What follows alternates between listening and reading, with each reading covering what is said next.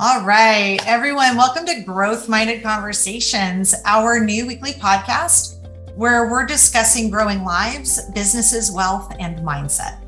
And today I'm super excited to be the host, Christina Arias, one of the co-founders of Growth Minded Talent Solutions, but I'm here with Brett Korade, Lab Realty Groups, Northern Virginia, DC area, Maryland. Brett, tell us a little bit about you and your business. Hi, my name is Brett. I'm here to talk to you about.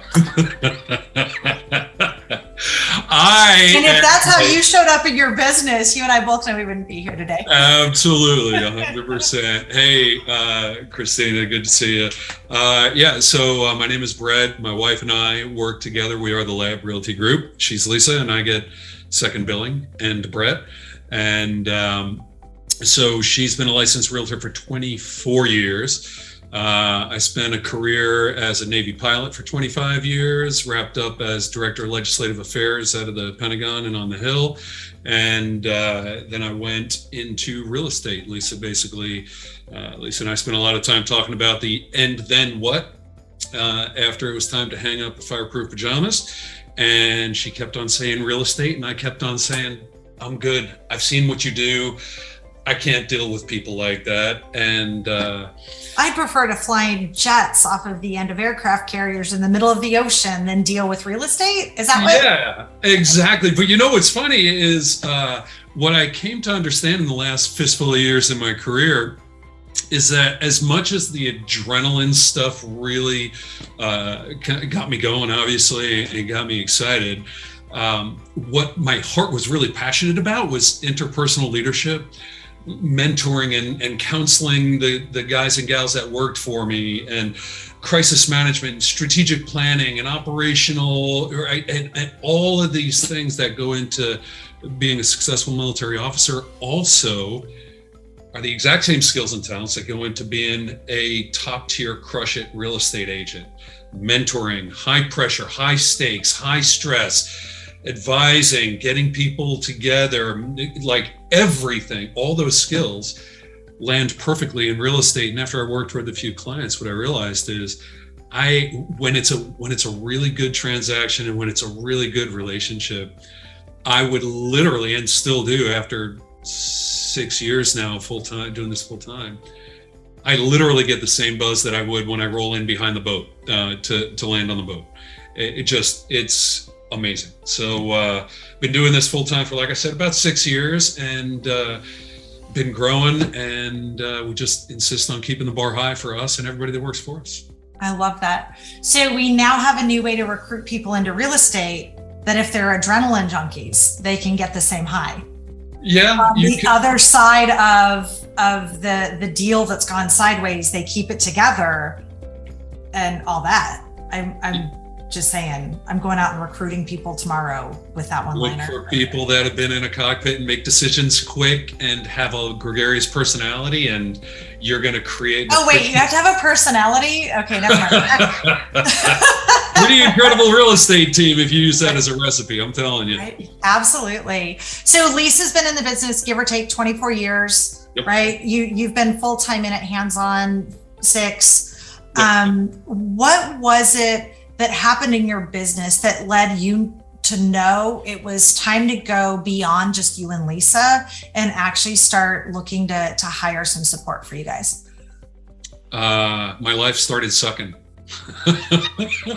And that's not an Tell me exaggeration. More, Brett. Right. So the reason that I hung up the uniform at the end of 25 years is at the time we had 2 teenage sons, and I was tired of being gone. I was tired of not being home. I was tired of not being an active part of my family on a regular basis. And Lisa and I spent a lot of time talking about that, and that was the decision. And after a couple of years in real estate, business had gotten to the point where, guess what? I wasn't home.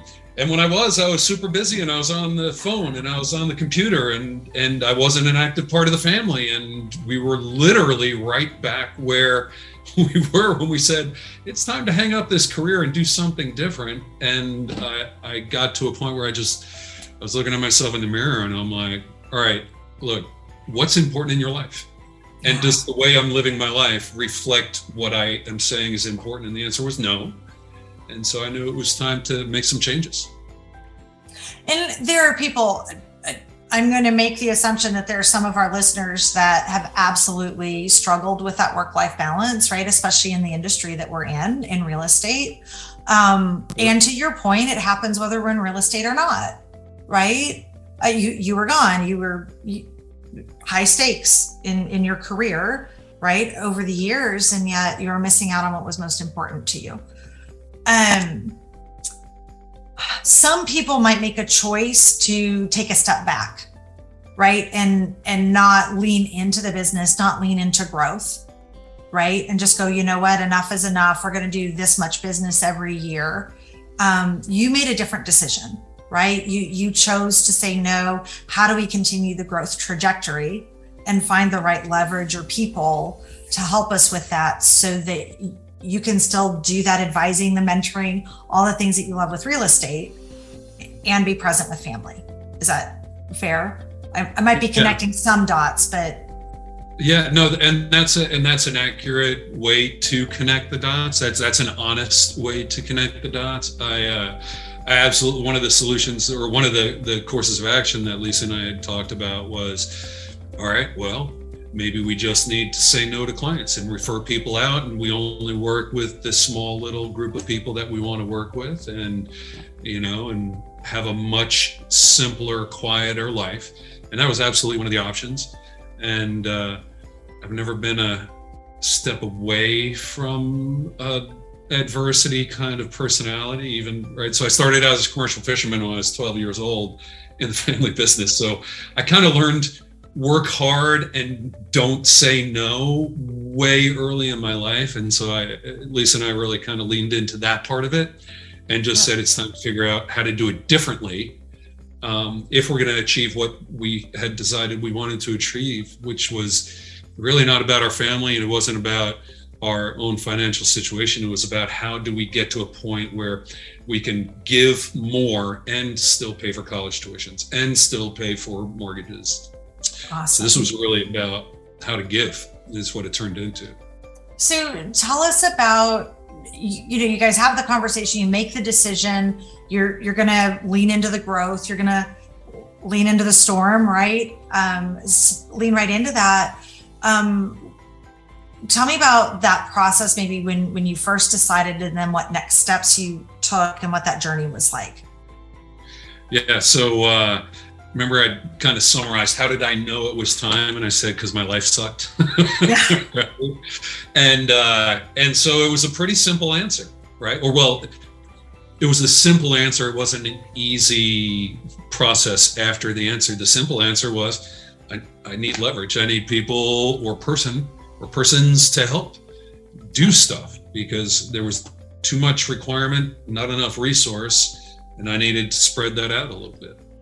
And so I started out with hiring a part-time air-breathing local transaction coordinator / assistant who was an agent who didn't like working with clients and was looking for something a little different and wasn't really performing the way he wanted to perform, but knew how to do stuff.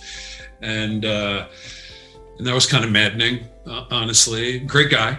Really great guy. I like him as a person, but as a part of the company and the team, like, you don't take somebody who's not performing and plug them into an environment like we have and expect that they're not going to be overwhelmed. And so that lasted a couple of months, and I said goodbye. And then I used a virtual assistant locally. So she was here in Northern Virginia, and was just getting started. Great referrals and reputation.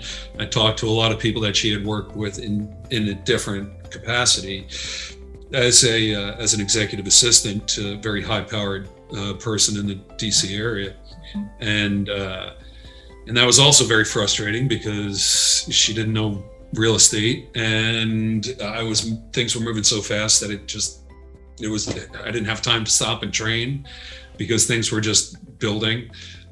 So ultimately that didn't work out. And then I decided to go with a virtual online, straight up VA, like people think when you think VA.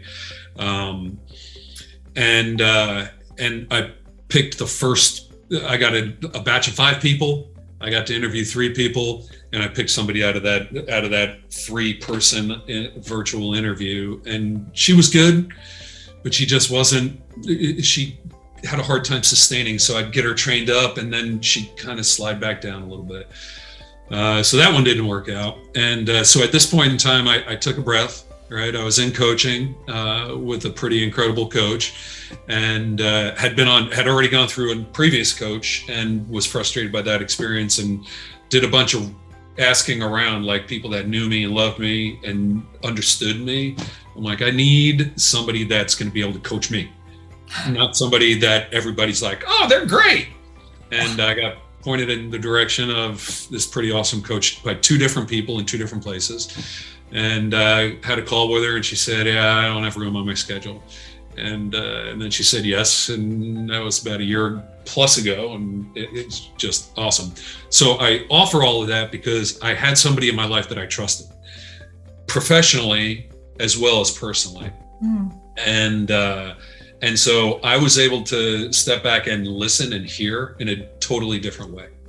And part of that required me to look in the mirror and say, look, what are you really trying to do? Are you trying to turn pennies into copper wire, or are you trying to create something that's going to be a legacy? And so I invested in leverage. And so the first thing I did was had my coach come on board from a growth-minded solution perspective, and helped me find the right VA, which was awesome. So I want to slow you down just a little bit, because I think there's some key points in there, right? And you and I both know I strongly believe in coaching, and I value that, right? As do you. And whether it's a coach or somebody else, having that outside person that we trust, that has enough insight into who you were as a person, but also to kind of slow you down and go, hold on a second, time out. For what purpose, right? Are you looking for this? What's that long-term vision? What's your why behind this? It sounds like that trusted voice, but along with kind of that reflection piece of, hold on, but for what? Why? Yeah. That was pivotal for you. Sure. Okay. I like to call it duct tape and Band-Aids. Like you were doing this duct tape and Band-Aid approach without like really having clarity on what you wanted. Is that? Well, I would rephrase that just a little bit. I didn't have clarity on what I needed. I had clarity on what I wanted. I wanted somebody to come on board who was going to be able to stay paced with me, and who was going to be able to see the problem, not just what I was asking them to do. I knew what I wanted. I didn't know what I needed. I didn't know how to find that person. That was really the inflection. So, for instance, there's organizations out there, coaches out there, whatever they might be, that do, I'm going to say, a needs analysis. We do it with our buyers and our sellers, right? We do that upfront needs analysis where we dig in to, like, not just, oh, you want to buy a house or you want to sell a house, but what's actually important to you about that, and what results are you looking to create as a byproduct. Sure. And so getting clarity for you, not just of the why, the what, right? But also kind of cleaning up, maybe even culturally, like what are your values, and how do we find somebody that'll come alongside you and support those values for you. Yeah, and who fit with the gaps that existed that I wasn't aware of. Because what I found myself doing is just hiring people who seem to have the talent, or not the talent, they seem to have the skill to do the task that I didn't want to do. And I wasn't giving a lot of consideration to personality. I wasn't giving a lot of consideration to their why, to their drive, to what they're trying to accomplish. And so the conversation helped me understand that I'm not just trying to create a team of people that, right? I had a very military mindset, a very aviation mindset. I'm looking for a bunch of people that are going to wear fireproof pajamas, jump in the cockpit next to me. We're going to think the same, talk the same, communicate the same, right? It's seamless and it's easy. And that's a really terrible way to create a real estate team, is what I figured out. Right. Yeah, because the military does all that front end stuff for you, so that by the time you jump in the cockpit with somebody, you're speaking the same language, thinking the same things, right? So what happened next? So that brought that VA on board, and great fit, awesome. That I went from looking at 5 applications, 3 video interviews, and picking one, to going through, I think about maybe 15, 20 applications, going through 5 video interviews, and then picking one. And that took about a month and a half to get through all of that. And mind you, this whole month and a half, I was back to being Lobo Solo, and I was ready to be done. Like, oh man, I was ready to have somebody in the slot, get him in the seat, just make the pain stop, make the bad man go away, Yeah. And thankfully, I was in a relationship with my coach, and she was able to say, just breathe. You've already gone through this, right? And she kind of brought me back to my before, and I'm like, all right, got it. And it was awesome. So hiring out of desperation the probability of hiring out of desperation and finding the best fit, slim to none, right? Sometimes it works. I'm not saying, just probability, it could happen, but probably not. Right? I think the probability of hiring out of desperation and firing out of frustration has got a huge overlap if you look at that Venn diagram. I like that. Yeah, hiring out of desperation, firing out of frustration. Yeah, I might have done that a time or 10 in my world. Yeah. Yeah. Right. So there's a reason that you guys are so good at what you do, because you've walked through it. All right. So that was working really great. The VA was working really great. His name is Rox. He's still on the team, does incredible work. And it got to the point where I needed somebody sitting at a desk locally to interface with him more regularly in real time, because it was taking too much of my mental capacity to be with clients and doing all the work with clients and give him the direction that he needed, so that he was able to provide the support that I needed. Yeah. So that was kind of the next step for us. So you got experience like asking for referrals, finding people locally. What was different this time? So I still asked around. I asked people. I asked other teams in the office. I'm like, hey, how did you find your EA? How many EAs did you go through? Executive assistant, and I got a lot of input like that. And I talked to my coach, and wound up with a very clear understanding that I didn't have a really great track record of figuring that out on my own and being able to serve clients. And so enter Growth Minded Talent Solutions. Awesome. So take me through that. And again, I'm going to make some assumptions along the way. So course correct the assumptions. Sure. I can't imagine somebody that was in the military at the level that you were for 25 years, right? Like fighter pilot, working in the Pentagon, things like that, that letting go of control, it just no problem comes so naturally to you. I can't imagine that's true.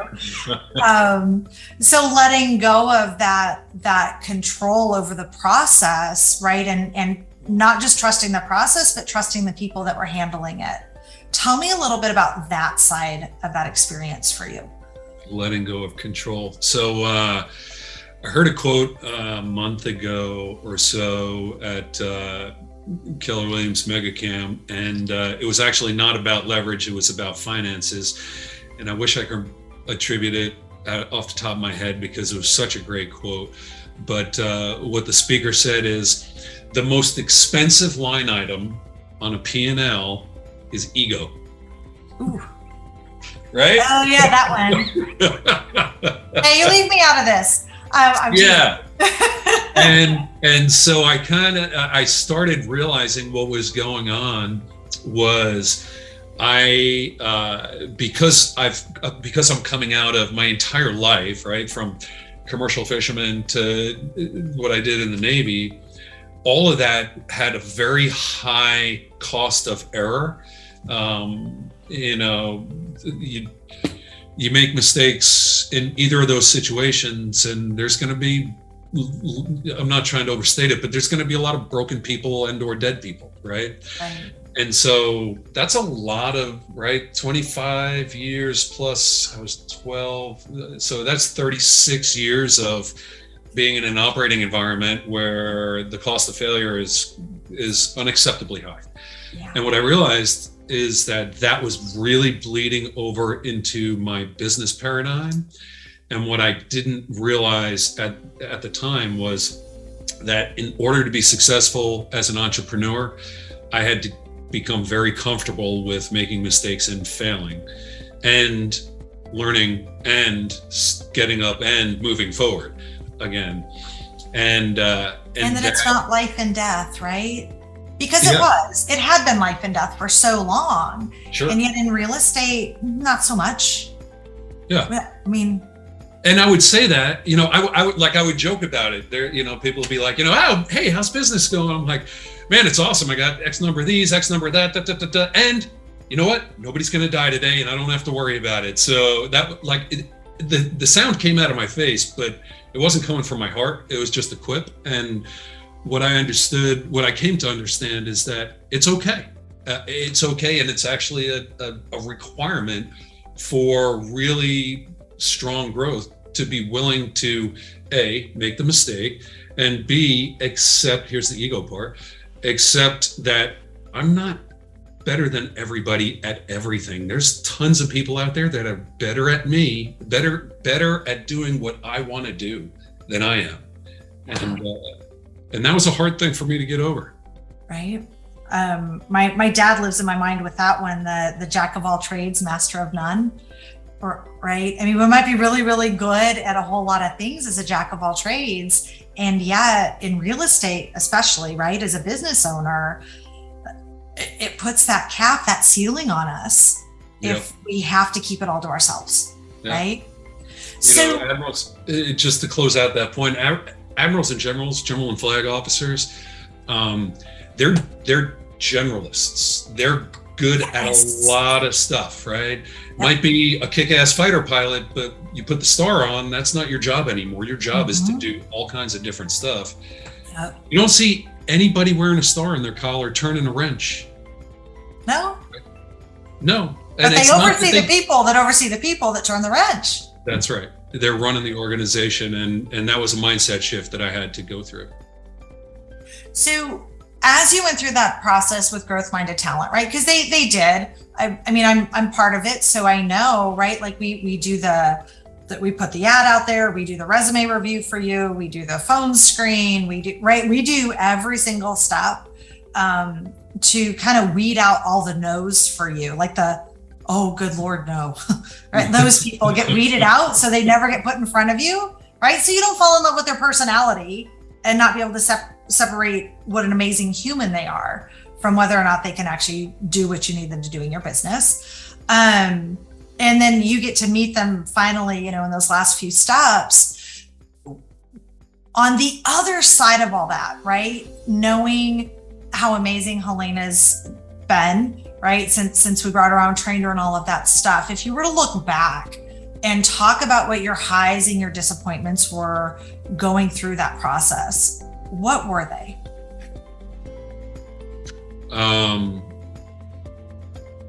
One of the highs would definitely be the clarity with which the process was laid out and then followed. So, right, it basically was exactly how Lisa and I mentor our clients. Like, this is this is what your experience is going to be from here until you've got keys in your hand. And it gives a sense of calm in an otherwise fairly tumultuous and emotional process, right? And finding talent, what I've come to understand is finding talent is a fairly tumultuous and emotional process. And so it gave me a very, very deep sense of confidence in the process. One of the points of friction was the time that it took. I'll tell you straight up. I was getting impatient and I was getting a little frustrated. Like I knew what the process was. I could see it, right? But each step and each phase was taking longer than I wanted to take, because again, I'm in a position at that point in time, I'm in a position in my business where I needed someone. Yes. I didn't want someone. Life sucked again, right? Like yes. You're back to life sucks. Exactly. Like, come on, can't you find me somebody, right? This wasn't just hey, I'd like to have somebody around, to do email for me. I needed someone. And so there was pain and discomfort and frustration going on. Yeah. I think another high I will say is when I would see the number of people that were getting vetted, right?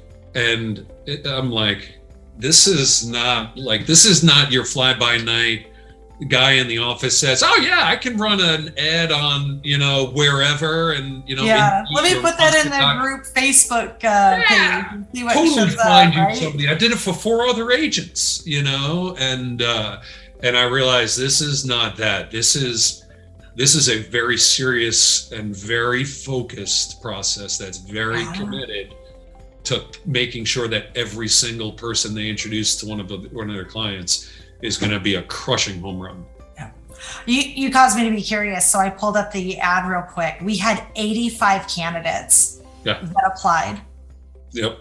And this isn't normal, by the way. I'm pretty sure though we only ended up putting one in front of you. Is that right?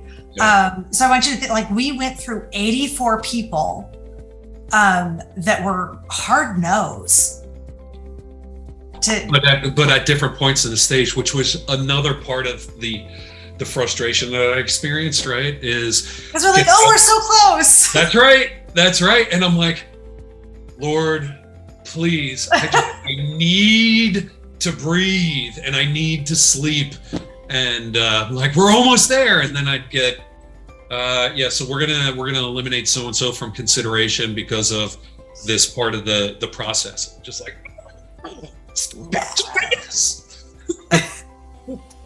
but so what did you learn, right? Because I feel that like somebody's better than 1% of something's better than 0% or 100% of nothing, right? I get that, and we're looking for your 1%er, right? That we want to fit in, and you're like, I don't care, I just want somebody that can come in and fog a mirror and take orders. Yeah, absolutely. So what did you learn through all that?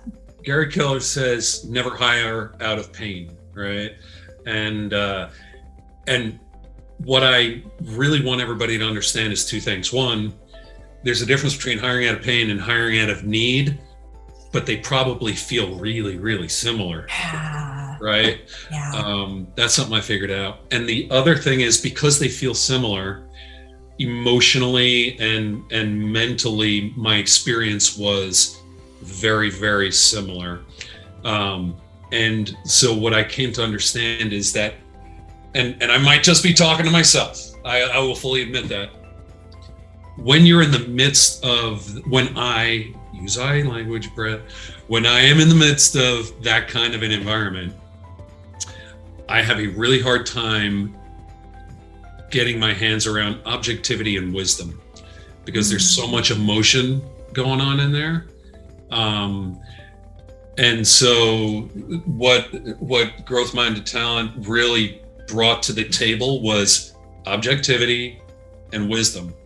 And I literally did not have, not that I can't be objective, not that I don't possess wisdom learned from others' mistakes, right, but I did not have the ability in that time frame to apply that properly and well. Yeah. Yep. A lot of my clients really don't like my sports analogies. And yeah, I'm going to use one because it's being the quarterback on the field and also being the play caller as the quarterback on the field. There's a reason why we have coaches, why we have the people who call the plays, the people who do all of those things that are not on the field. They might be emotionally attached to the outcome, but they're not in the fight. They're not in the battle at the moment. So their emotions are different, and they have that different objective perspective. Not that they don't care, because they do, but it's just an outside perspective. So let me talk to all the Tom Bradys that are going to be listening to this, right? Metaphorical Tom Bradys, because Brady calls his own plays on the field, right? You know why he does that? Because he's the GOAT. Because he's been doing it his entire life, and he's developed the ability to maintain that situational awareness at the same time. You want to know what Tom Brady doesn't do? He doesn't do hiring and firing. He doesn't figure out who to recruit. He doesn't, because he didn't pick his offensive line. He doesn't pick his offensive line because he doesn't have the ability to maintain situational awareness over that. So for anybody out there who's listening, who's like, dude, I can totally do that. Let me just offer a little bit of loving finger in the chest. Pride and ego are the most expensive line items on a profit and loss. Okay? So right? Yeah. So in addition to, because you beat me to the punch on my last question, for those who are listening that maybe think that they're Tom Brady and they can not just call their own plays, but hire their own players, right? And it's funny, in my mind, I just put Helena, little itty bitty Helena in a line, or in an offensive lineman picture in my head. And yet her job is that, right? It's to protect your calendar, to protect your time, to protect, right? Like, so she really is that offensive lineman for you. Absolutely. In so many ways, right? Yeah. So besides that objectivity, which I appreciate that, it's a good point. What other advice would you give for anybody who's listening, who's realizing that they're in a similar situation somewhere along that journey that you've been on? So this is just based on I'm not saying that all people are the same. I'm just saying that, having spoken with a lot of people who have gone through the same frustrations I've gone through and read a ton and listened to a bunch, I would say that you need to make a decision. Do you want to grow in strength and speed? Or do you just want to keep on heading on the same appreciation curve you've been on, right? You need to make a decision if you want to bend the curve in your business. And there's no right. I offer no judgment, right? There's plenty of room to say, you know what? I like my shallow growth curve.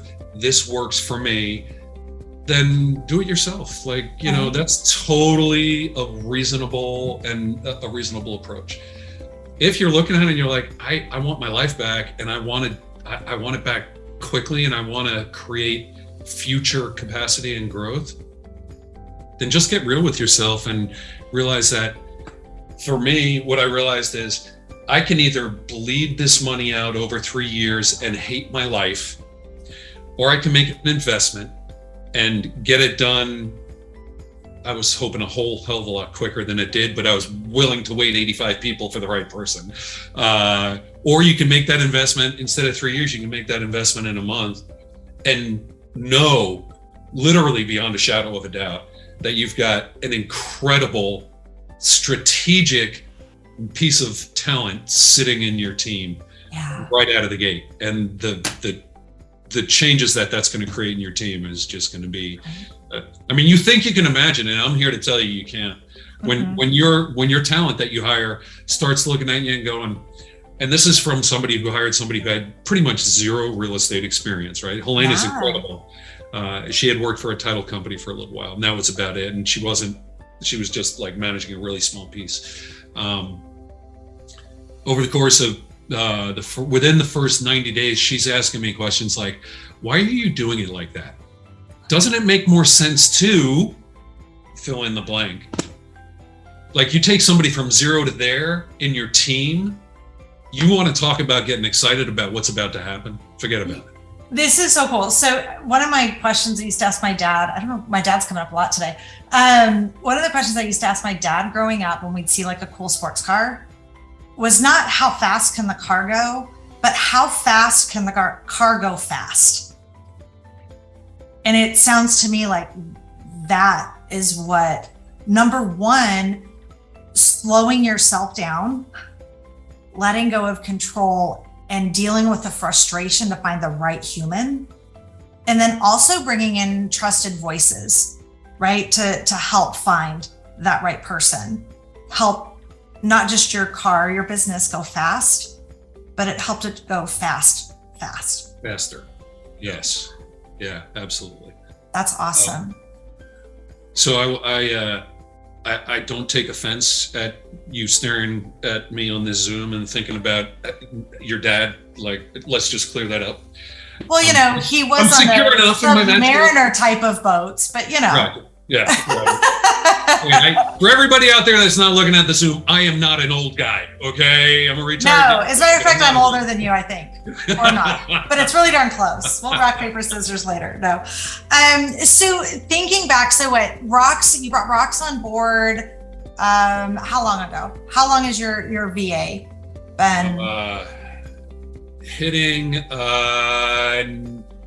10 months, I think. Okay, that's what I was thinking. Like it's been close, right? Yeah. Closer to a year than not a year. Yeah. Helena, at this point, 4 months, 3.5. Yeah, actually 3 months and 3 weeks. This Thursday, we're going out to a big monster seafood dinner with her and her boyfriend to celebrate her hitting her 90-day mark, and we just haven't had time to do it because this is great. And just so everybody that's listening knows, we are going to turn the tables in a coming soon podcast, and Helena's going to get to tell her side of the story. Oh, excellent. Because I think there's value in hearing both sides, right? You know, and I think it'd be fascinating. I'm really curious to know what it was like for a candidate, right? Like going through this process. And then also what it took for her to be able to walk in your office and go, why are you doing it that way? Right? Because I think we all want that kind of talent. Oh, yeah. Right? To help us grow. So if you look at, like, let's say that last 10 months forward, since you brought Rox on and brought Helena on, if you were to kind of give a title to this chapter of the journey in your business, what would that title be? What would you call those 10 months to a year? You can achieve success by working hard. You can achieve success and joy by working smarter. Ooh. Yeah. That's kind of my big takeaway is, like, you know, coming from my background, that one of the things that has always been an item of pride in my character is I work harder than anybody and everybody, and that's been my whole life. It's one of the reasons I was so successful in the Navy, and what I've come to understand is that's an important element to being a successful entrepreneur. However, all you do is bring your own strength. It's going to be hard, right? Because you're working hard. So in the career visioning courses that Keller Williams has, the first one is career visioning. The second one is 30, 60, 90, right? Covering those first 90 days that somebody's on our team. And then the last section in that course is success through others. And it sounds like that's really had an impact for you in getting your life back. Yeah. And in achieving a new level of success, being more present with your family. Absolutely. It actually gave me the ability. We actually started a second company. Right? Yeah. We won't go down that rabbit hole today, but no. Right? Yeah. Yeah. But it created space to do this other thing, and at the same time be present in my family, and at the same time find some space to kind of breathe and enjoy a sunset every once in a while and go out on a boat and that kind of stuff. Yeah, absolutely. That's awesome. Yeah, you guys did what, 10 days in the Bahamas, I think? Yeah, BVI, we rented, us and 3 other couples rented a sailboat and a big old catamaran, and we went bareboating for 10 days down there. Helena and Rocks held down the fort. Helena and Rocks held down the fort. That's right. Awesome. That's awesome.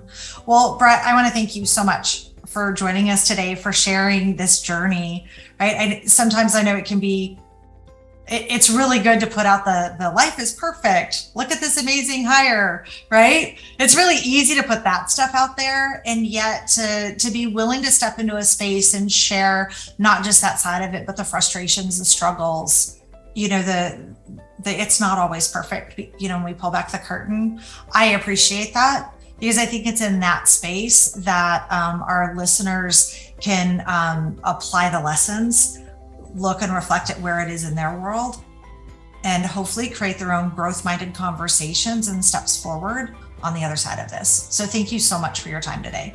Absolutely. I was happy to be here, and thank you guys so much for being what you are. You bet. All right, sir. Have a great afternoon. And you. All right. Bye. Join Growth Minded Talent Conversations next week as co-founder Christina Arias interviews Amy Dieselkamp, operations manager for Growth Minded Talent Solutions, about her journey in finding her next growth opportunity and what it took to get there. See you soon. Let's make it happen. Visit our website, growthmindedtalent.com, and schedule a call with us today. We look forward to hearing from you soon.